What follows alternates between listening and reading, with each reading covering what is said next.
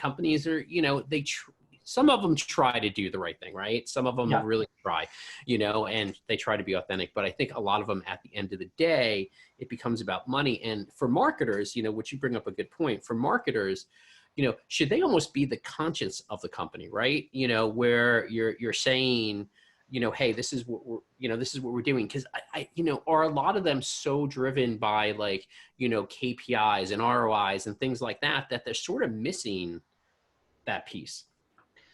Yeah. Oh my God. I would love it if they were the conscious, you know, the consciousness of the company, the conscience of the company. I would love that. That would be amazing. And we would have a completely different world.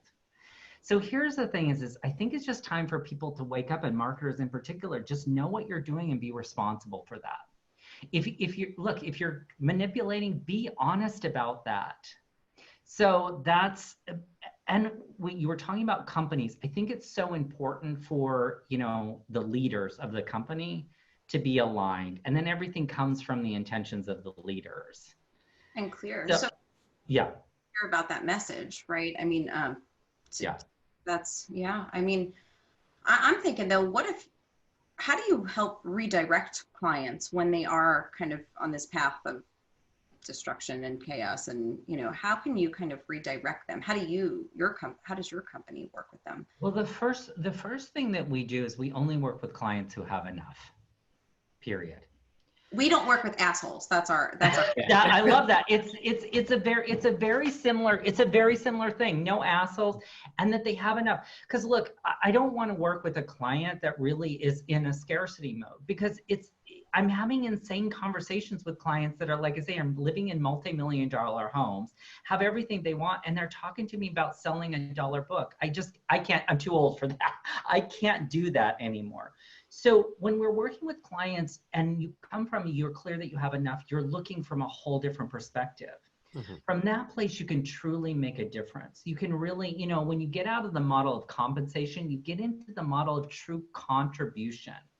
And what's interesting about it is those companies that do that are the ones that are really successful. And then companies think that it's what they did that was successful, and it wasn't. It was their intention behind it. Mm-hmm. So they try to duplicate it. And it just never goes. It feels like, oh, yeah. It's not authentic then. It really does come down to being authentic. So with our clients, when they're going off rails, it always go back to the why. Why is this? What is it that you want to do? So they can feel and revel in the accomplishment of whatever we're doing too. Because I've seen this, you know, in the beginning, we were getting our clients these amazing media coverage, like great placements, string placements, and it was never enough. And they never got to feel satisfied, and we didn't get to feel satisfied. So it was this vicious circle. Because they were given the wrong idea of what they actually wanted to measure, and not really what they wanted to measure. So right. And what is it, why they were actually doing that? For a lot of our clients, you know, why they're really doing this is truly to make a difference in the world, to get their message out there.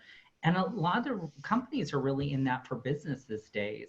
But it takes something to stand there in the world, you know, the overcompensation world, and it's better to make more money, bigger, grow your company, you know, more money. And it's just, yeah, it's hard to stay grounded in that. It's not easy. Do you think a big part of your job is bringing them back to that reality, you know, getting them focused? It's almost like therapy for, you know, It is actually, you know, clients have said that, you know, working with us, they know themselves different. Mm-hmm. The great thing about PR is clients have to really confront who they are in the world when they're doing PR. And, you know, we're taking their voice and putting it out in the world. So we need to make sure that they're very clear on that